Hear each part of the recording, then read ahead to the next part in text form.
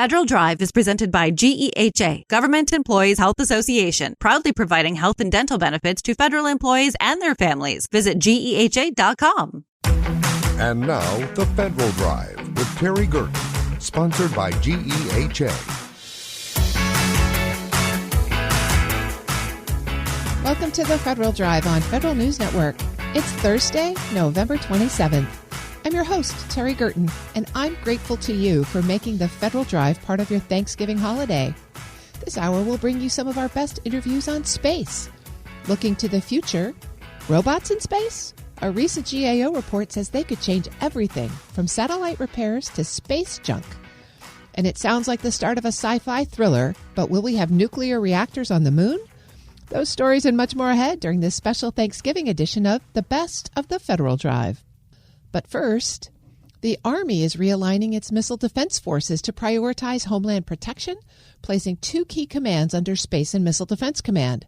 I spoke with Lieutenant General Sean Gainey, commander of Army Space and Missile Defense Command, at this year's AUSA conference in October to understand how this shift fits into a broader strategy that includes space operations, a new MOS, and lessons from today's global conflicts. General Gainey, thanks for joining me. Oh, it's great to be here. How's AUSA going for you? Fantastic. Getting the opportunity to tell the SMDC story, visit a lot with our industry partners, and connect with a lot of old friends. Speaking of the SMDC story, there's been some changes for SMDC lately. You've picked up some new organizations. Tell us about the transfer of the Army Air and Missile Defense Commands. A lot of great opportunities inside of Space and Missile Defense Command with the Army's transformation initiative. So as the Army transitioned to the Western Hemisphere Command, presented an opportunity for 32nd Army Air and Missile Defense Command to move under Space and Missile Defense Command.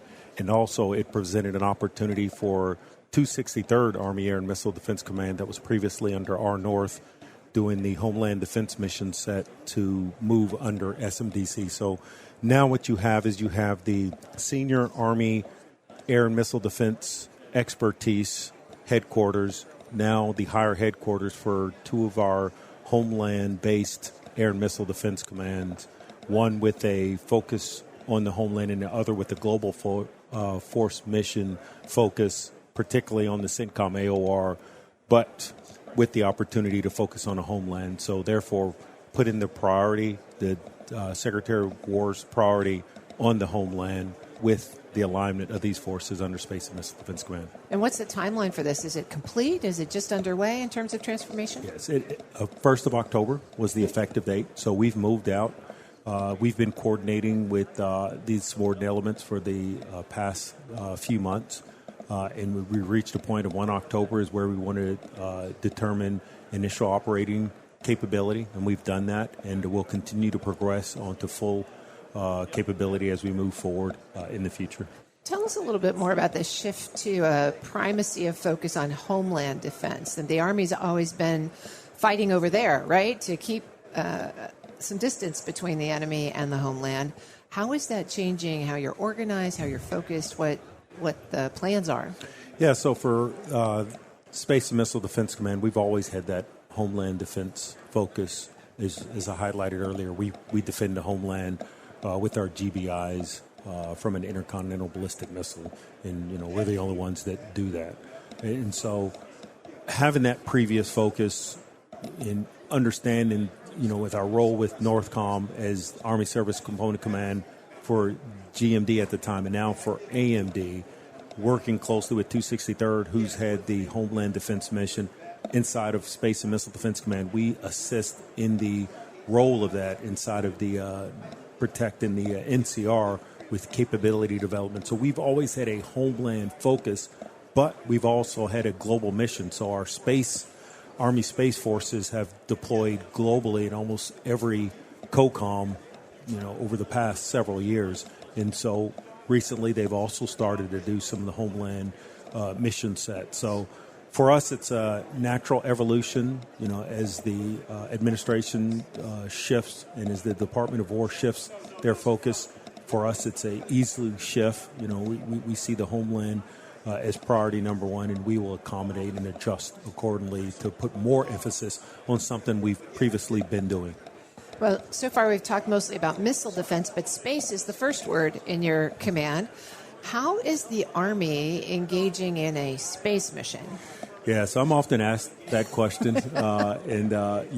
Believe it or not, the Army is the largest consumer of space.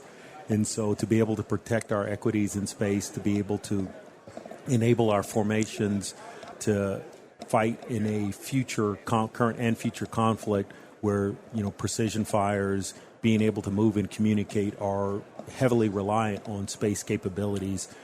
It only makes sense to have those capabilities inside of the Army to enhance what we're doing. And also as the Army moves into close fight, having space in the close fight and close support is critically important to enable our forces on the battlefield. That it's essentially a joint mission. So how do you integrate with Space Command and U.S. Space Force? Yeah, I'm very fortunate. As the commander of SMDC, I'm also the Army Service Component Command to SpaceCom. So we have the opportunity to work closely with the SpaceCom staff and with the other components from a joint perspective and really work work through the equities of how do we provide that close space support and able to observe the Space Force as they do orbital warfare. So it's Space Command has the ability to, across all of the components and all the services, integrate, synchronize, and properly use services capabilities to enhance the overall space mission set. And the Army's creating a mission occupational specialty for space. Tell us how that's going. We are, the 40 Delta, and we're very excited about that. So right now, what the Army has been doing, you highlighted the Army having space. So we've been doing that on a borrowed manpower process. So we've been taking soldiers from the Air Defense Branch, Signal Corps Branch, Military Intelligence Branch, bringing them into our space formations, teaching them how to do space operations, and then put them in formations. And we have 3 years to do this before they go back to their basic branch. So it's a very difficult construct to be able to build trained and ready, sustained forces and to be able to build a professional non-commissioned officer corps.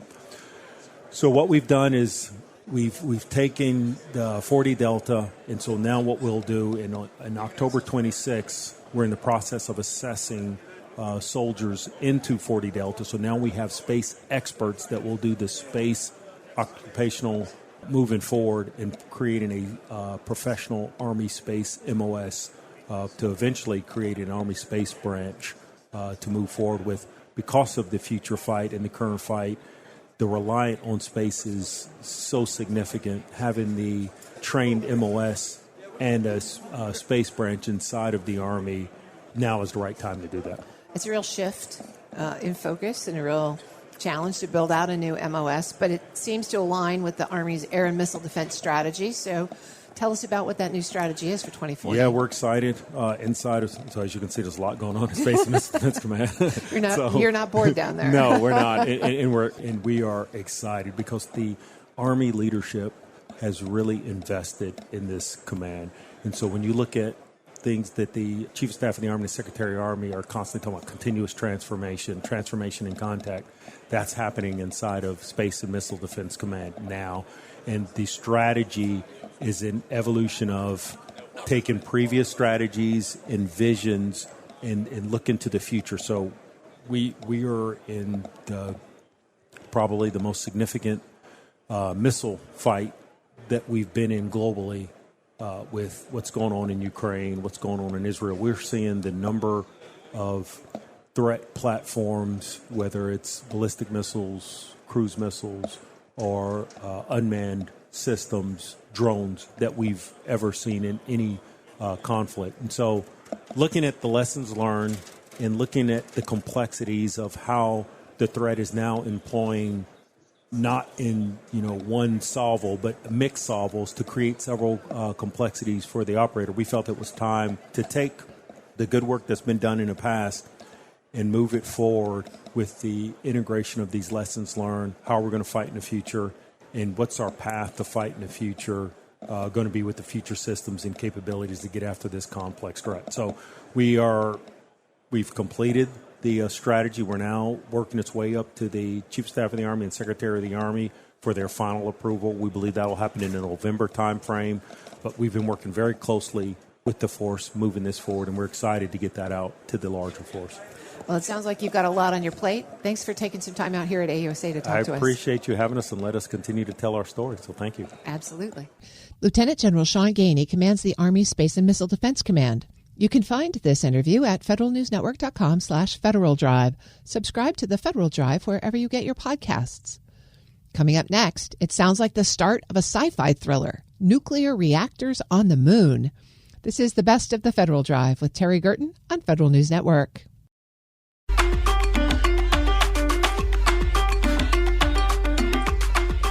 Welcome back to this special Thanksgiving edition of the Best of the Federal Drive with Terry Gerton. NASA and the Department of Energy are exploring nuclear power as a way to support long-term missions on the moon by 2030.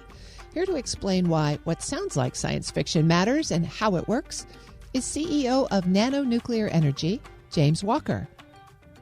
Mr. Walker, thank you for joining me. Hi there, Terry. I'm happy to be on. So I want to start with what sounds to me like science fiction.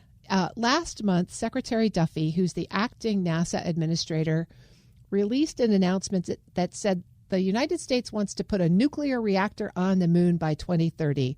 My first question is, why? Isn't the potential to blow up the moon a bad thing?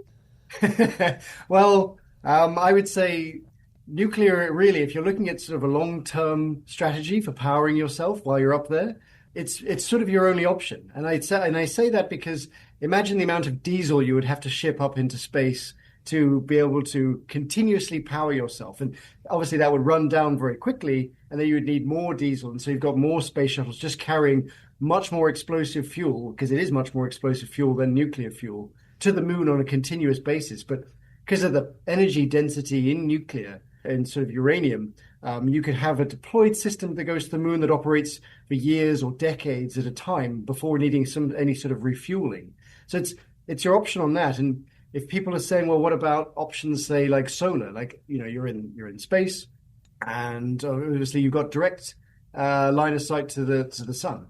But the issue with that is that the moon actually has a lengthy 2-week night cycle with extreme temperature swings. So solar power would be unreliable unless you had enormous storage batteries that was to overstock power for that 2-week night cycle. So effectively, if you are interested in long-term space colonization or lunar bases or Mars bases, nuclear becomes quite quickly your only option. And your other point about blowing up the moon, I always like to point out that a nuclear reactor can't explode. The fuel is not enriched to the sort of level that you would need it to be enriched to create an explosion. It's enriched way below that level. So if you ever see those Hollywood dramatizations of an exploding reactor, there's probably the hydrogen in a reactor that's exploding, but the fuel itself, the old reactors, it could only melt. But even in this new fuels that are being utilized in these advanced reactor systems, those fuels cannot melt either. So you effectively have an incredibly safe, clean system that continuously output power, and you're not going to blow up the moon either. So. Okay, I think you've made me feel a tiny bit safer. But I want to explore a couple of things that you laid out there. The first was long-term colonization. One of the things that Secretary Duffy said was that we are really in a race with China and Russia, and that the United States needs to develop and deploy this capacity first. Help us understand the logic there.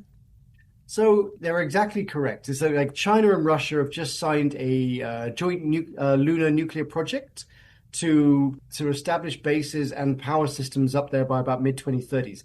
And their planned power systems will also involve nuclear power because, again, it's sort of the only power system that could really service a long-term colony or base up there. But because China and Russia are collaborating on that, and they're both leading in certain sectors, I would say China at the moment is building 2 nuclear reactors a year, and Russia still has the best space program. They are still able to launch space shuttles. So that's what the US is up against, is that collaborative effort by them. And they're shooting for the mid-2030s. Really, that's not a long time to get everything in place to be able to establish very complicated things, which we haven't done in a long time. So it's sort of the space race too. And look, from the last space race, we got some enormous leaps forward. So we might very quickly see some enormous leaps forward again beyond what we achieved in the sort of 60s and 70s. But that's what we're up against, is that collaborative effort. And that's why there's the sort of the attitude to be a bit aggressive about getting ourselves up there and our timelines. Let's address that timeline. 2030 is just like one presidential election cycle that goes by in a flash. Is that timeline realistic? So there's a lot to be done. I mean, I don't want to speak on the NASA's behalf. I would say on the reactor front, getting a reactor ready to be launched within that time frame is definitely doable. So on the energy front, we're okay. And the reactors that even our company is developing at the moment are more than suitable to go up to the moon and then power long-term bases up there. And there's even some advantages. You don't need as much shielding in space because it's a radioactive area anyway, and you can put it anywhere because it's essentially a desert without an atmosphere. So you've got some actual engineering advantages with the moon. On the NASA front, they probably got a lot of work they've got to do now to get ourselves like beyond low Earth orbit and back into sort of high Earth orbit and beyond to take us back there. It's going to be aggressive. Like they're going to have to be aggressive to put the funding back in place to build up the infrastructure necessary to get these rockets up there. And I'm sure that the US has the advantage that it's not just a state-led enterprise. It does have private companies that are already involved in very cutting-edge space technology. So the ability for the US to catch up, say, where Russia can still launch shuttles into space with a greater capability than the US could very feasibly catch up to them very quickly just because of that private sector involvement already that has been developing that space technology. I'm speaking with James Walker. He's CEO of Nano Nuclear Energy. Let's follow up on that point you just made about the private sector companies involved in this as well. I mean, this is kind of a dangerous, pretty high-tech space. What kind of oversight or regulation would you want to make sure we have in place to make sure that the private companies who are engaged in this have the right incentives and we have the right ability to assess responsibility if something did go wrong? I mean, it's a very good question because, the programs that NASA was running in the late 60s and 70s to get men on the moon and win the space race, they were very much state-led. Essentially, it was a Cold War race. And obviously, the incentives of private companies are very different. I mean, they're the sort of profit-led operations. So obviously, if the government is willing to pay private organizations to get there, they will do it. But I think essentially the big incentive for them would be industry beyond state incentives. So you're implying that the ability to deploy this nuclear reactor on the moon is a stepping stone to perhaps many other things like space mining, but also broader space exploration.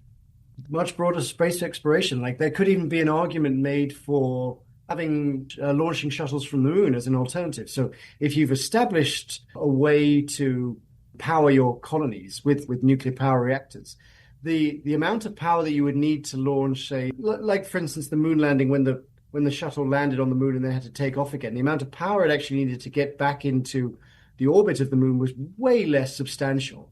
So, for instance, you could have activities where you can look at how you would launch from the moon to get to further exploration. So your first port of call might be docking at the moon, rehabilitating, and then launching from there to go for much more deeper exploration. And then nuclear could actually even provide additional benefits from there. So very different technology, but a sort of a thermal propulsion device that is nuclear powered for much longer explorations into space. So you don't need nearly as much fuel, because if you're launching from Earth and you need a lot of jet fuel, when you look at that space shuttle that's launching, most of that entire infrastructure is a fuel cask.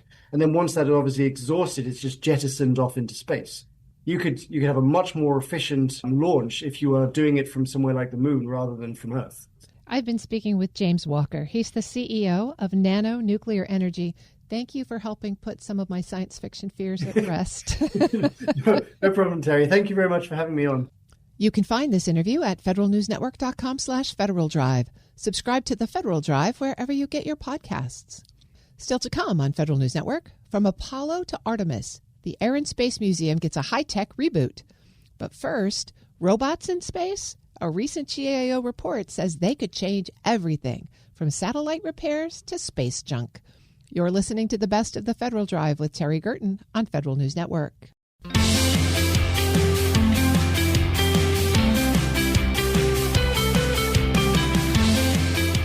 Welcome back to this special Thanksgiving edition, the best of the Federal Drive with Terry Gerton on Federal News Network. A recent GAO report says in-space servicing and manufacturing could revolutionize how we build, fix, and even recycle satellites. But while the tech is promising, the report warns that policy gaps and technical hurdles could slow progress. Here to share how this capability might move forward is Director for Science, Technology Assessment, and Analytics at GAO, Karen Howard. Ms. Howard, thank you so much for joining me today. Thank you. It's a pleasure to be here. This is a really interesting report, and it's not something I think that probably the average person thinks about. So let's begin at the beginning. Why did GAO go looking at in-space servicing, assembly, and manufacturing of satellites right now? This is an area that is rapidly emerging. I think satellites are technologies that most Americans don't think about on a day-to-day basis, but yet they contribute so much to our daily lives.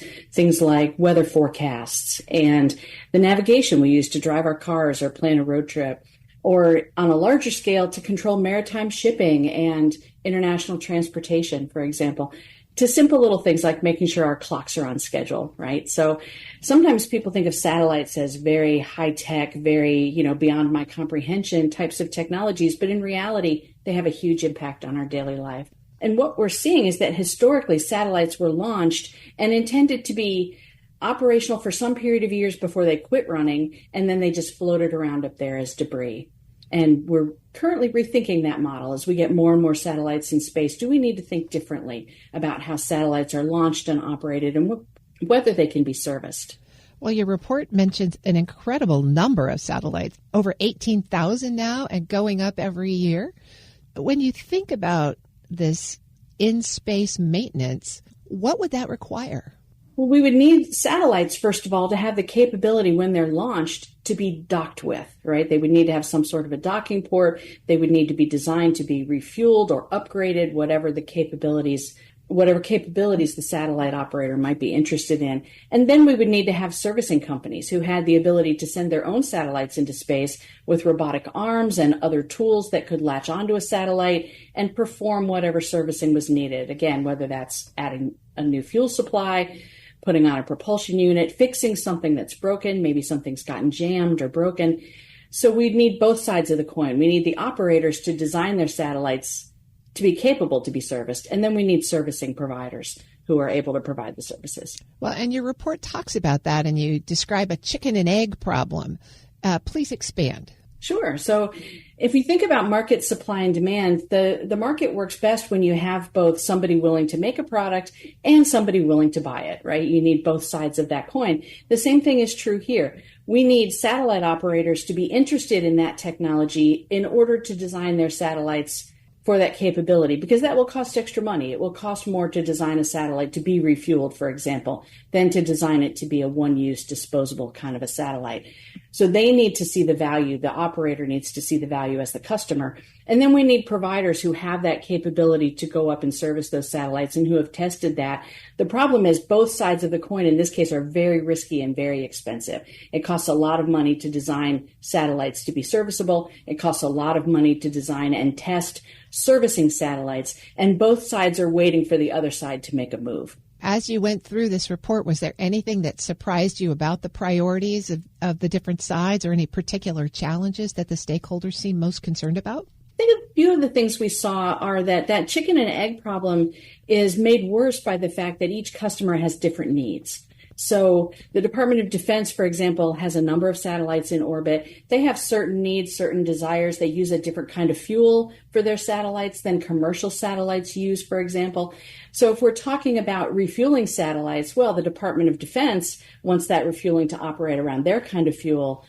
Commercial operators want the refueling to operate around their kind of fuel. So it's sort of like, you could think of an analogy like designing for gas vehicles and electric vehicles in space. Well, you need different kinds of refueling stations for those two different kinds of propulsion. And I do want to make clear, you alluded to it up front, but we didn't state it clearly. We're talking about sending robots into space to repair satellites, not humans. I mean, we're all used to seeing astronauts in spacesuits doing spacewalks to repair something, but that is not what you're talking about here. You're talking about space robots. That's correct. And we have not typically had the capability to service satellites unless they were very expensive, very high priority missions like the Hubble Space Telescope or the International Space Station, something where the investment was so high in the tool itself that it was worth the money to launch and send astronauts into space to try to fix it. That's a very expensive proposition. In this case, the satellites we're talking about are communication satellites that provide us with cell signals, for example. It's often much cheaper just to launch new ones than to launch astronauts into space to fix them. But perhaps robotic satellites would be a more cost-effective way to provide some servicing to those lower expense satellites. I'm speaking with Karen Howard. She's a director for science, technology assessment, and analytics at the Government Accountability Office. Let's take up the next section of your report, which really talks about policy proposals. Walk us through what you suggest. Sure. So we found that some of the challenges could be addressed if policymakers chose to focus attention on a few specific areas. And those include things like more data on the potential to service satellites. In what cases does it make economic sense, for example? Because we've always had this disposable one-use satellite model, we don't have good economic data or good studies on what it would cost to make satellites serviceable. Agencies that launch satellites typically don't have a budget line for maintenance. They have budget lines to develop and launch the satellite, and then they leave it alone, right? And all they're doing is communicating back and forth with it during its lifetime. When it quits, it quits. So they don't have the budget for maintenance. And so those are some of the things that would need attention. We also would need some attention on standards and what standards might be in play here. So again, thinking about a vehicle that you need to put gasoline in, let's say, every vehicle has the same kind of fuel port to put in gasoline, and every gas pump has the nozzle that goes in that fuel port. Somebody at some point had to decide that. This is going to be the design we're going to use. Every car needs to use the same kind of fuel entry port. Every gas pump needs to use the same kind of nozzle. And that's a standard. We need the same thing in this space to provide some certainty to the manufacturers. What is the docking portal going to look like? How is it going to be refueled? So some of those technical things that we just don't think about, they need to be settled in order for this field to advance. Are there any of those policy proposals that you think are resonating with particular groups of stakeholders? I think based on what we heard, there is a range of perspectives on who should be moving first and on which things. So coming back to the chicken and egg problem again, industry would very much like government to start by setting standards and making all of its satellites serviceable. So if DoD, for example, or NASA were to say, every satellite we're going to build from this day forward is going to have a docking port for refueling, that would provide a market. And that would encourage the providers to invest what they need to invest in getting their capabilities fully up to scale and ready to use in space. The government, of course, says, I don't need that capability on all of my satellites. I might want it here and there, but I don't need it everywhere yet, right?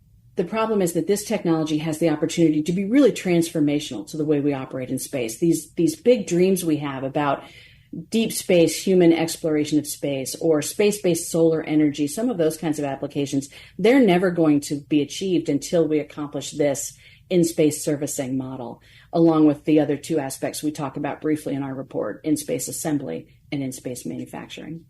I've been speaking with Karen Howard. She's a director for science, technology assessment, and analytics at the Government Accountability Office. Thank you so much. This is a fascinating report. I can't wait to see how the conversation goes. Thank you. You can find this interview and a link to this report at federalnewsnetwork.com/Federal Drive. Subscribe to the Federal Drive wherever you get your podcasts. Up next, from Apollo to Artemis, the Air and Space Museum gets a high-tech reboot. This is the best of the Federal Drive with Terry Gerton on Federal News Network.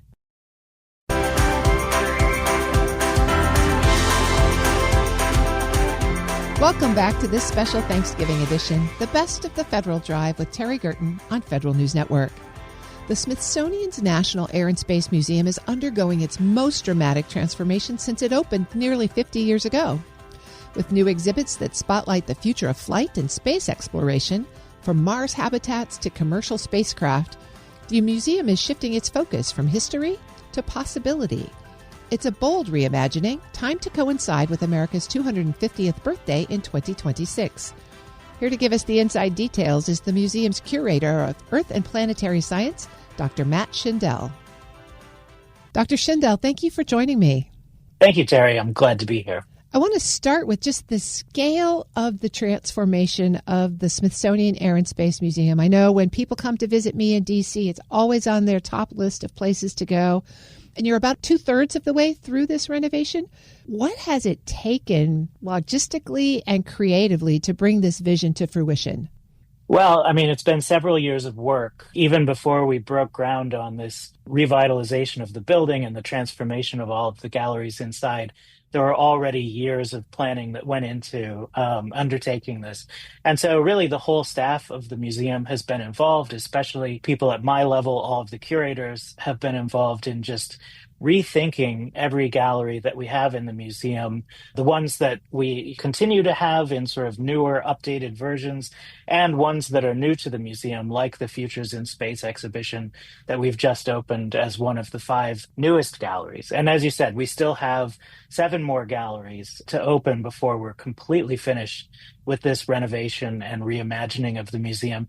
And that'll take place on July 1st of 2026. It's hard to imagine that museum is almost 50 years old.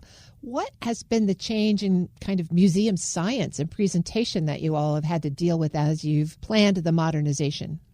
You know, in addition to what changes have happened in the field of museum science, there's also a big change. I think the main change that our renovations reflect is the fact that both aviation and spaceflight now have a much longer history than they did in 1976 when we first opened, right? Spaceflight was not very old at that point.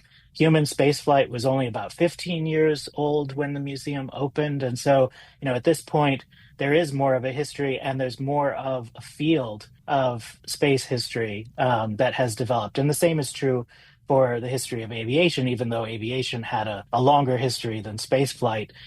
There's been a lot of change in the ways that we approach history. We now think a lot more about social and cultural aspects of both aviation and spaceflight than we did when the museum first opened, where I think that the museum did have an emphasis on some of those cultural and social dimensions. Now I think it's a bigger part of the stories that we tell. And we really, to a much greater degree than we used to, try to tell the story of the people who were involved, not just the sort of record breakers or the people who performed the firsts in aviation and spaceflight, but the communities of people who have made aviation and spaceflight possible, and those of us who have, watched it maybe from the sidelines and have had impacts on our life that are a little bit more indirect than those who work in aerospace. So the stories we tell now, I think, are a lot more holistic than the stories that we were telling back in the 70s.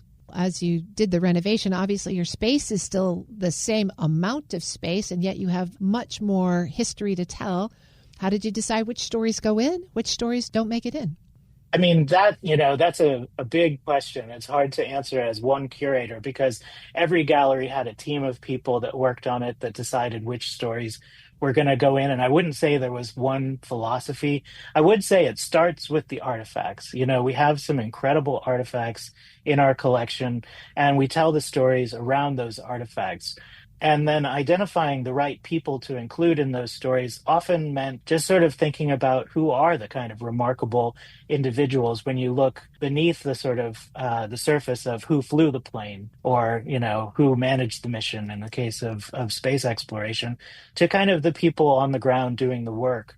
And finding examples among those many stories that you could possibly tell where there are photographs and where you have like a more complete story that you can tell about an individual who can then represent the larger story of the community that worked to make that milestone possible. I'm speaking with Dr. Matt Schindel. He's the curator for Earth and Planetary Science at the Smithsonian's Air and Space Museum and co-host of the Airspace podcast. The renovation isn't just about the exhibits, but it's also about reimagining how people experience the aerospace history. What sort of design choices went into this to make the museum more accessible and immersive? Well, immersive is exactly the right word. one of the things that we're able to do now that wasn't really possible in the 70s when the museum first opened is to create immersive experiences that people can walk through and then be surrounded by aspects of aviation and spaceflight history. So, in the first gallery that I worked on during this renovation, the Exploring the Planets gallery, we have a wonderful walkthrough called Walking on Other Worlds, where we're able to take you to 7 different places in the solar system where spacecraft have visited and collected data, and we can recreate those planetary surfaces or the surface of a comet or asteroid based on that data with a little bit of artistic license to make it sort of an immersive experience, but to give you the sense that you're standing on that surface and having a 360-degree sort of view of the horizon around you. And that's a really powerful type of immersive that does transport visitors to these other places where, in most cases, other than the moon, no human has yet set foot. And so we can create that experience. And then in the newer gallery that we just opened, where I was the lead curator, the Futures in Space gallery, we have another walkthrough immersive experience that takes you inside of the lives of people who have lived through simulated Mars missions, and who are able to tell us what the biggest challenges were to living in sort of this Mars analog habitat for a week at a time, or in one case for more than a year. What were the biggest challenges? How did they overcome them? And then projecting forward, what do they think the actual astronauts who go on a Mars mission will actually have to deal with, and how will they potentially solve those problems? So, we use that experience to address that sort of human dimension of sending people to other worlds, and to, in a sense, get inside of the heads of people who have gone through those simulated missions. And so far, I think visitors have really enjoyed that experience just as much as the Walking on Other Worlds experience. So that's the sort of immersive type of thing we're able to build now that we never did before. And it just adds another dimension to the type of storytelling we're able to do, in addition to putting the artifacts, the spacesuits, the spacecraft in front of the visitor to actually get them to sort of, inhabit a space or an idea through this immersive experience. You still have a few more galleries to work on before the renovation is complete, scheduled in 2026. What will the final phase include, and what do you want people to be looking forward to? Yeah, so, on the space side of things, we're going to be opening up a gallery called At Home in Space. That's about, the International Space Station and sending humans into low Earth orbit to work and to live. We have a larger sort of atrium gallery called Living in the Space Age that, shows visitors all of the ways in which their lives are connected to the space infrastructure that we've built over these past decades. And we have our astronomy gallery, Discovering Our Universe, which will, really show visitors how all of these generations of space telescopes and other types of space science that we've done either from the ground or in orbit have transformed our view of our universe and increased our understanding of where we are. And then we have the World War II gallery and the Modern Military Aviation gallery coming as well as part of that. And the museum's art gallery will open again as a place where we can showcase some of the thousands of works of art that we have in our museum's collection. I've been speaking with Dr. Matt Schindel. He's curator for Earth and Planetary Science at the Smithsonian's Air and Space Museum and co-host of the Airspace podcast. Thank you so much for joining me. There's so much still to look forward to. Yes, thank you very much. You can find this interview at federalnewsnetwork.com/Federal Drive. Subscribe to the Federal Drive wherever you get your podcasts. The Federal Drive with Terry Gerton is produced by Eric White and Michelle Standiford. Our web editors are Daisy Thornton and Stephanie Wright. For the latest updates, stay with federalnewsnetwork.com or follow us on Facebook, YouTube, and LinkedIn. Up next, the top national headlines from CBS News and the Federal Newscast. I'm Terry Gerton. Thanks for sharing your Thanksgiving with us.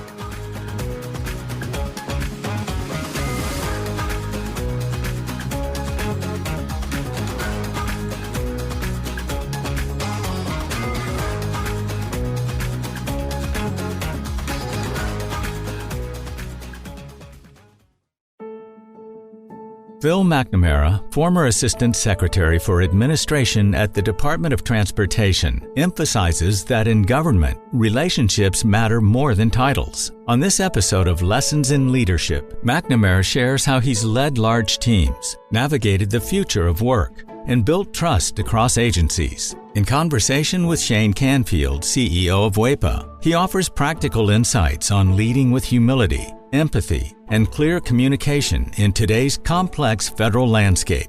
Hello, and welcome to the Lessons in Leadership podcast. I'm your host, Shane Canfield, CEO of WEPA. Today, I'm joined by Phil McNamara, former Assistant Secretary for Administration at the Department of Transportation, and also former Assistant Secretary for Intergovernmental Affairs at the Department of Homeland Security. Welcome, Phil, and thank you for joining me. Thank you so much, Shane. You've spent time leading in multiple agencies, including both DHS, DOT. What's something you learned early in your leadership career that carried you over into future positions? Before I dive in, let me just, for any federal employees listening to this podcast or recent former federal employees, I want to say, I see you, I value you, I thank you for your service on behalf of the American people. I wish things weren't happening the way they are happening now, but just a thank you. So you're right, Shane. I've been fortunate to serve in government twice now. If there's one thing that really kind of speaks to leadership philosophy, it's to listen first. I think back to onboarding at Homeland Security in 2009, right? I was coming from politics. I was in my mid-30s at that point. I learned you have to listen first. There's always pressure to immediately sort of make your mark.